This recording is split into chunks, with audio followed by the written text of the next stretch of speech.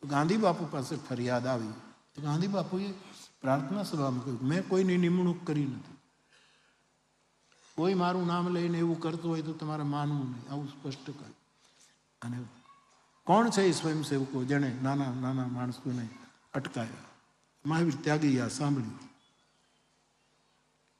પ્રાર્થના પૂરી થઈ અને બાપુની પાસે જઈને કહ્યું, બાપુ, મારા માણસોએ કોઈ નાના માણસને અટકાવ્યા નથી. તમે ખાલી અમુક લોકોની વાત સાંભળી અને પ્રાર્થનામાં ગુસ્સો કરી બેઠા છો. તમારામાં સત્ય પ્રતિષ્ઠિત છે, તમે સત્યમાં પ્રતિષ્ઠિત છો. તમારે બહુ વિચારીને આવું. કેટલો નિકટનો સંબંધ છે કે ગાંધીને દાટી શકે.